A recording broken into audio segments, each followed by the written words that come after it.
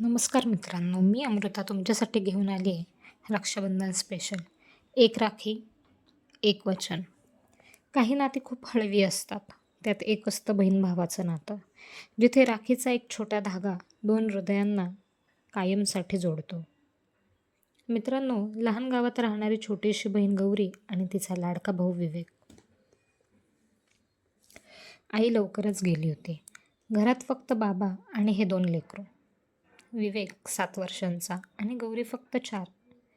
आई गेल्यानंतर गौरी रडायची. तेव्हा विवेकच तिला गोंजारायचा, गोष्टी सांगायचा, तिचे डोळे पुसायचा. त्याने लहान वयात एक मोठं वचन घेतलं. मी आईसारखं तुझा खयाल ठेवेन. तुझा भाऊ तर आहेच.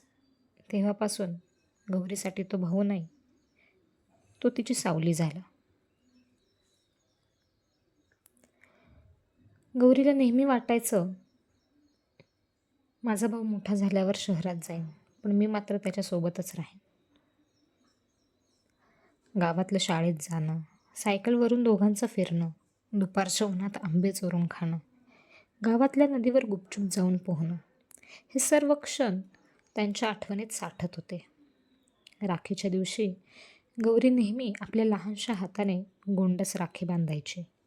विवेक म्हणायचा, गिफ्ट नाही, पण मी कायम तुझ्या पाठीशी असेन. गौरी हसायची आणि म्हणायची, तू माझा हिरो आहेस दादा, तू माझा हिरो आहेस दादा.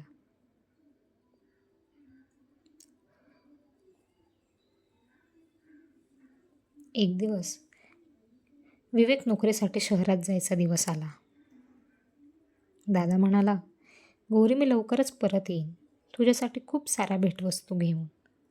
तो दिवस होता रक्षाबंधनाचा. हा दिवस गौरीसाठी होता खास, पण भावाला मात्र लागली शहराची आस. गौरीने दादाला घट्ट मिठी बांधली आणि तिच्या छोट्याशा नाजूक हाताने एक राखी त्याच्या हातात बांधली.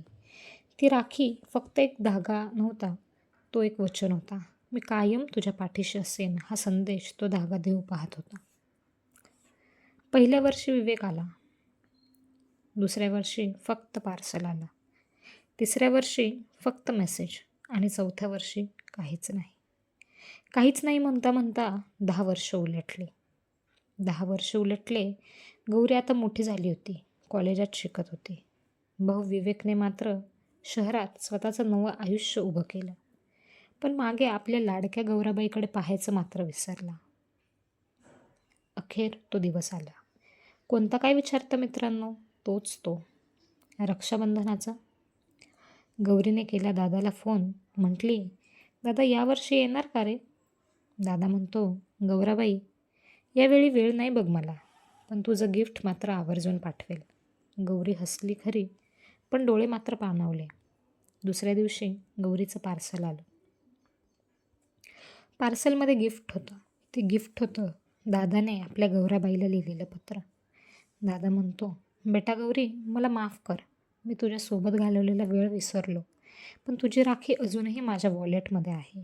आता समजतंय, राखी म्हणजे गिफ्ट नाही, ती आठवण आहे, एक नातं आहे.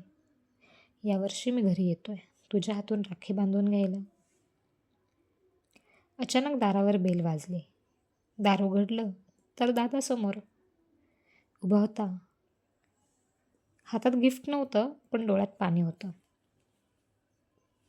गौरीच्या डोळ्यात पाणी आलं. दादाला घट्ट मिठी मारली. म्हणाली, हीच माझी राखी आणि हेच माझं गिफ्ट. मित्रमैत्रिणींनो, तुमची देखील कोणीतरी बहीण भाऊ असेल, जो किंवा जी काळाच्या पडद्याआड असतील कदाचित काही हेवे दावे, रुसवे फुगवे, भेद मतभेद असू देत की. पण मग हे मनभेद कशासाठी? होय, मी मनभेदच म्हणेन. कधीकधी आपण आपल्याच लोकांपासून दूर जातो, पण त्यांचं आपल्यावरचं प्रेम, त्यांचं वाट पाहणं कधीही संपत नाही. वेळ जातो, माणसं व्यस्त होतात, पण जे नातं खरं असतं ते कधीच संपत नाही. राखी म्हणजे केवळ एक सण नाही, तर आठवण आहे त्या भावाच्या सावलीची आणि बहिणीच्या विश्वासाची. भाऊ म्हणजे सावलीसारखा, न बोलता सगळं समजणारा. ओरडला तरी आपलाच वाटणारा, थोडा रागीट पण मनाने गोड असा. लहानपणी माझे बट आवडणारा, पाठीत पेन खुपसून हसणारा, आईच्या शिव्या ऐकून मला वाचवणारा आणि स्वतःच मार खाणारा. राखीच्या दिवशी जेव्हा मी छोट्याशा हाताने राखी बांधते तेव्हा मला वाटतं, माझं सगळं विश्व आहेस तू दादा. तू लांब असलास तरी मी वाट बघते.